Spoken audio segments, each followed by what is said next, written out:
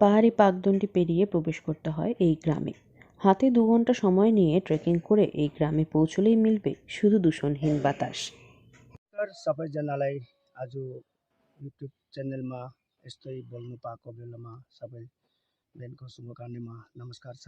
एकदमै खुसी लाग्यो। हाम्रो पनबारी जग्गा एकदमै सुन्दर जग्गा थियो।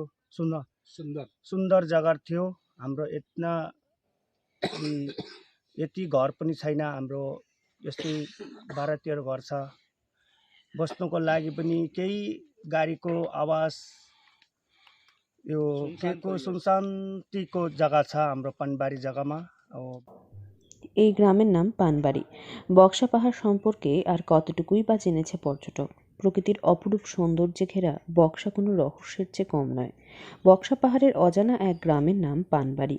আলিপুরদুয়ার জেলার পর্যটন মানচিত্রে জায়গা দখল করুক এলাকাটি চাইছেন পানবাড়ি এলাকার বাসিন্দারা। বক্সা পাহাড়ের 14টি গ্রামের মধ্যে একটি গ্রাম পানবাড়ি। বক্সা পাহাড়ের লেপচাখা, টাসিগাঁও, চুনাভাটির মতো স্থানগুলি পর্যটকদের জানা থাকলেও পানবাড়ি গ্রামটি এখনও পর্যটকদের কাছে অজানা। মাত্র 12টি পরিবারের বাস এই গ্রামে, সকলেই ডুকপা জনজাতির। এই গ্রামে রয়েছে 2টি ব্লু হোমস্টে। ভুটান পাহাড় ঘেরা এই স্থানের প্রাকৃতিক দৃশ্য মন কাড়বেই সকলের বলে দাবি এলাকার বাসিন্দাদের। ফলে এই গ্রামে পর্যটকদের আনাগোনা নেই বললেই চলে। পাসাং দর্জি নামের এক এলাকাবাসী জানান, কোলাহল দূষণের হাত থেকে কিছুদিনের জন্য মুক্তি পেতে চাইলে এই গ্রামে আসতেই হবে। এখানে হাওয়া কথা বলে সকলের সঙ্গে। তাদের বিশ্বাস, কেউ যদি একবার তাদের গ্রামে আসেন, তিনি আরও একবার আসতে চাইবেন এই গ্রামে।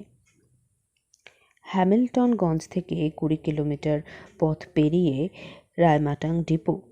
এখান থেকে পাহাড়ের প্রায় 2 ঘন্টা সরু আঁকাবাঁকা পথ হেঁটে পৌঁছতে হয় বক্সা পাহাড়ের এই ছোট গ্রাম পানবাড়িতে।